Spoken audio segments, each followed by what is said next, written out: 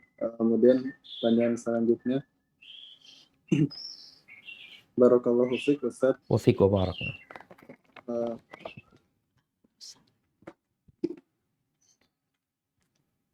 Mohon peragakan sesuai yang Ustaz lakukan, posisi jari telunjuk saat tahiyat akhir dan duduk tahiyat akhir saat sholat subuh atau witir satu rakaat.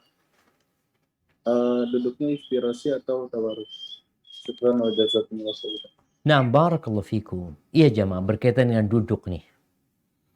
Tentunya kita itu kepingin sholat kita itu benar-benar seperti Nabi SAW. Sallu kama ra'aitumuni usalli. Pertanyaannya Ustaz, duduk ketika sholat itu gimana sih? Ketika tasyahud awal sama tasyahud akhir. Kalau tasyahudnya 2 kali, insya Allah yang ma'ruf di Indonesia itu, yang pertama iftirash, yang kedua tawarruk. Kan seperti itu. Ini yang ma'ruf di Indonesia. Dan itulah madhab Syafi'i. Tapi ternyata di madhab lain beda. Ada yang duduknya dua-duanya iftirash.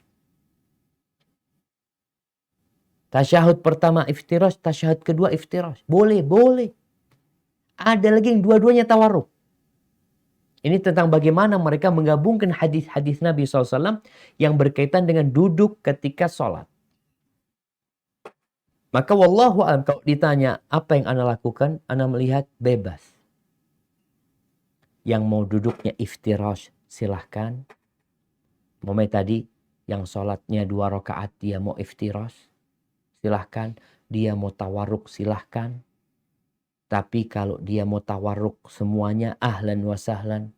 Karena lihat hadis-hadisnya itu menunjukkan kebolehan semuanya insya Allah. Sehingga kita juga perlu melihat kondisi kalau kita berjamaah. Terkadang sebagian orang itu merasa sunnahnya ini tawarruk.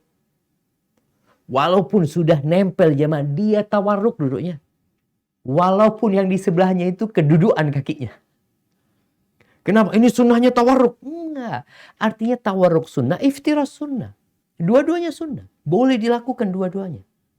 Sehingga tatkala kau melihat yang di sebelahmu itu sudah nempel, nggak mungkin kau tawarruk, jangan memaksakan diri.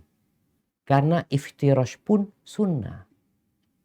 Hanya sekarang mungkin akan berbicara mana yang lebih utama. Sekarang dengan pandemi ini yang sholatnya berjarak, mungkin bebas. Di sini kita bisa mengamalkan sunnah Nabi SAW jamaah. Seperti ketika sujud ya. Ketika sujud kan Nabi mengangkat sikunya. Sehingga dikatakan kalau ada anaknya kambing itu bisa lewat gitu. Tapi kalau antum berjamaah dan rapat, nggak bisa antum kalau seperti ini sholatnya. Yang kanan kiri nggak bisa sujud. Karena ada tangan antum. Rasulullah SAW beliau jadi imam ketika itu. Beliau sendirian.